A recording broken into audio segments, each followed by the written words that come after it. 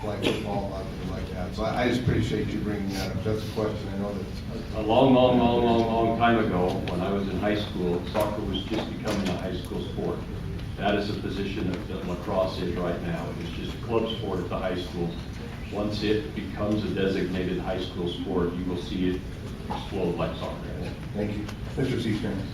Thank you. Along those lines, what does it take to convert from the soccer field to a lacrosse field? Just relining the fields. Anything with the goals or anything? They move the location of that, but they can be used on the same grass. Okay. Talk to me a little bit about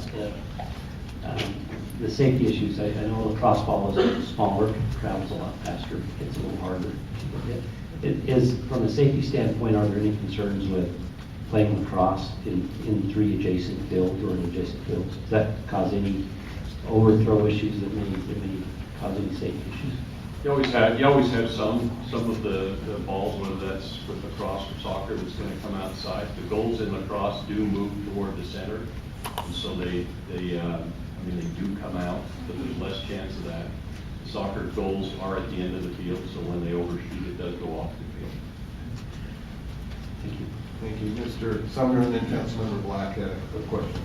In several of the emails we've all received, it stated that lacrosse, they have no access to any Orem fields currently. Can you explain a little bit about how you assign those fields, or the pecking order, or how if it's just a club or an organized sport, or how's that done? Right now, the soccer is our largest co-sponsored group, so they have first priority. And to be honest with you, they fill all of Orem City's fields up. When I've been able to provide fields for soccer, we have contacted the elementary schools that have some of the ground, which is Sierra Elementary, and then a junior high, Lake or Canyon View, and for lacrosse. And then so we've got lacrosse playing at Sierra Elementary back behind it on the west side, and we've got lacrosse playing sometimes inside the track at Canyon View Elementary. But that's, the high schools are as short of grass as we are, and so more and more you're seeing the high schools accommodate their lacrosse clubs. The last year, as far as a high school club, I haven't been asked to provide fields, but when we do, we provide them in those 2 locations. Thank you. Councilmember Black.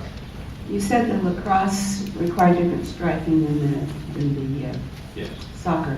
So how, say in the case of this, if you're designating as sports fields, how would you do that change? Would it be for a season, or how would that happen? We've actually, they have to paint it, they have to redo it, and it lasts about 2 long cuttings, is all that it does. So it'd be for a designated amount of time, Yes. this would be allowed to be used that way? We actually hosted a really large lacrosse tournament at Lakeside and a soccer tournament the week before, and we just used different colored paints. And so the soccer played with. So could it be done coinciding, having both markings there at the same time? We have done that.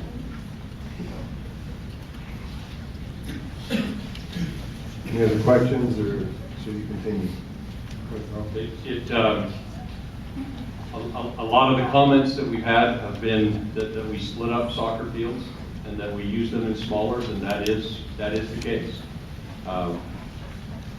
We are a big enough soccer town that we try to play soccer on every flat piece of grass that we've got on that, and that does create some issues for us, but on the flip side, it also shows the need that we have for it and the number of people who are interested in playing soccer. Councilmember McCandless. Thank you. This might be a question for Mr. Mortimer, but you reminded me of it, Mr. Hurst. Was the parking designed to accommodate the smaller fields? The number, if we have 3 large fields, I don't know how many smaller fields you can put in on a big field, but that would increase the traffic and the amount of parking you could. No, it didn't. We did just the 3 fields that were shown in the schematics or the diagrams. We could look at that if that were broken into, say, 5 smaller fields instead of the 3, and look at what impact that would have. But the odds of 5 fields all loading up and unloading at the simultaneous time, the probability of that would be slim. So you would probably, it would probably come pretty close to matching what our analysis is because we were being conservative and bringing all that traffic in and out at the same time. Okay, I just know that when my kids played soccer, that Lakeside Sports Park was a very difficult place to park because it was designed, the parking was designed for large soccer fields and not for the little soccer fields. Or, let me do some clarification. For Lakeside Sports Park, we have 8 full-size. They're obviously broken up, and we have 5 ball diamonds. We have 330 spots there. At this location, we have 3 full-size soccer fields, and we have 280. Okay. So it is significantly different ratio than what we have at Lakeside. Okay, thank you, that's. But the other explanation is that my guidance to whoever we program here will be that we will not have more than 3 at a time until we evaluate the parking and the traffic. Okay, what I didn't want to have happen is we're approved to have people, even though putting fencing up to discourage parking on the streets, people will still park wherever they can park in order to get to the games. So I appreciate knowing that there's how many parking places we have at Lakeside and number of fields and just how the ratio is. We do have a significantly better ratio. The first guidance I was got is let's figure out the parking so that we don't get in the neighborhood. But we're still trying to deal with it.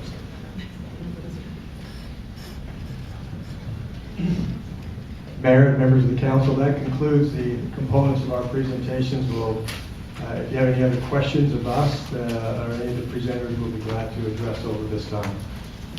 So council, I'd ask for any questions of any presenters or any comments, preliminary comments, or any dialogue that we have at this moment. Mr. Sumner.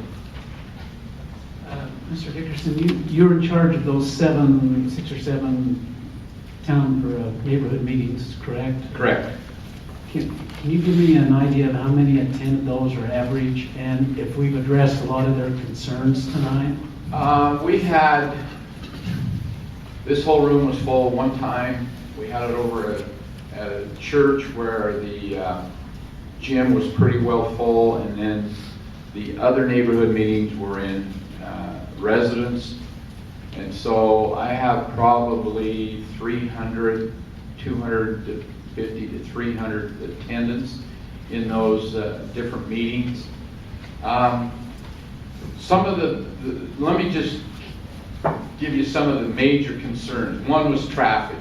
One was the use of the soccer fields. I'm glad to learn, I did not know this, that Carl is going to limit it to 3 games at a time over there. We're not going to divide.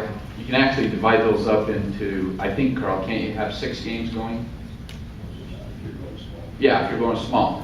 The communication I've heard, and the neighbors have been concerned about that, was that are we having 6 games or 3 games? And I'm glad to know that he's going to control this. The other thing that the neighbors were concerned about is access through the park and traffic of children.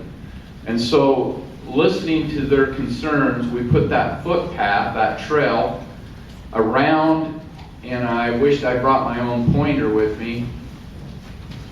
Oh, thank you. I can't, can we put this up? This one? Yeah, Jason, can you? Jason, will you put that one up on there for me, please? So I can show you what I'm talking about. The concerns, I want to address some of the concerns to the people on the east to begin with, if they can bring this back up. So this is a fence that's established now. It's a wrought iron fence that goes right here. And we are going to leave that in place. This down here turns into a chain link fence. We are going to replace that chain link fence to match this whole design that's going up along here. Orange City is in communication with these neighbors and doing a land swap, and I'm not involved in that. And so if that does happen, then that chain link will go over here. Carl has indicated to Mr. Peterson that when this park gets seeded, this will be a seeded park, that he wants to restrict play on the park, on the fields, for 2 growing seasons. So right now there is no access in this gate over here, and that's the way that the neighbors would like to keep that. There's no access for the next 2 growing seasons. So they were concerned of how do their children get from this neighborhood to the school.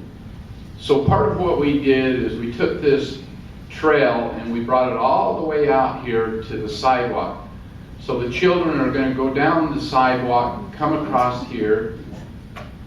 How come is this light shaking? I didn't know you were all here. No, you need to smoke, bros. I need to start drinking. I'm going to try to hold this still. My wife might have to come and help me. And the kids are going to come across here, go along here, and then we put a walkway right here. And this is the walkway where they can go and they can park their bikes right here. And then they can miss these accesses, these cars coming and going in here. And so that was one of the concerns of the neighborhood on the east. Another concern of the neighborhood on the east was these homes back here, that these balls will be going into their backyard. So we moved this walkway out, and we are going to work with the neighbors. They have given myself some suggestions. I passed them on to Ron Mortimer, his company is designing the landscape plan that will help mitigate this as best we can. The other thing that they wanted to have happen over here is to help control the sound and retain it within the sports field areas. And so we're trying to duplicate Center Street that's out that way from the ball fields east, because we've been given that has been a successful thing out there with retaining the sound in up to, is it 4th East? So I think that was some of the things for the neighborhood on the east. On the west, they're very concerned about the traffic along this street, and that the people will go continually up through the neighborhood. And they're very concerned that the traffic will not come out of this exit, and if it's backed up around the roundabout, not coming out in here. That's why it's critical that we work with UDOT in getting this signal realigned. And I believe that we can accomplish that goal, but having this traffic go up through this neighborhood is a very big concern. And so Paul and Horrocks Engineering is going to extend their traffic study to that neighborhood up there and see what this impact is going to have. One of the good things about all of the neighbors and addressing all of their problems is that I would say we have designed 20 different site plans and trying to keep it so that we meet Carl's needs of the fields and the neighbors' needs. We've tried to keep Todd Peterson, which obviously he's paying the bill, and he wanted this vista right through here of these existing trees. We have this pavilion and restroom right up here, and we've moved it back here to try to maintain this vista of trees and keep those in there. We have this exit, this new one that he's willing to pay, and this one here to come out. So we've listened to the parking issues. When we first designed that, we had 400 parking stalls, and we had 3 large ones and 4 little fields. And so we've moved the fields from the east to the west, to back and forth, and we think we've got to compromise here and listen to the neighbors. Obviously, the neighbors can address things that I haven't talked about, but I can just tell you that the neighbors have been awesome in participating into this process. It's a total buy-in on their part, and I thank them for being involved in this. Hey, Bruce, just so right up along here, was that until obviously there's lots there on the other side. In the meantime, when the park's done, is there going to be a fence that's put there for right now, or what's the plan there? I mean, how will we keep the... That along those property lines? Yeah, the north line right there. Well, I tried to get Mr. Cook to let that driving range net stay up there, and that we just continue it on over. But he wasn't really in favor of that, so I don't know the answer yet. What would you like? I just was wondering what, knowing that that'll be residential and you'll have a park there at some point, I guess you're gonna have something between the neighbors and the park there. Well, as I talked to Carl, there's got to be some way that we're going to have to fence this whole thing off until the grass grows in to keep the people And off of that's, it. initially to keep. So I would guess Mr. Peterson would want to have some kind of decorative fencing along here. We haven't even addressed all the ins and outs about the subdivision yet because we're focusing on the park. But so we'll get to that, and I'm sure whatever it will be, There'll be something. it will be nicer than I can even imagine. Keep the four-wheelers out, and they said me, no, I'm not gonna ride.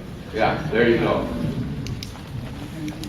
Thank you. Any other questions while Mr. Dickerson's up here? Council, let's take advantage of him being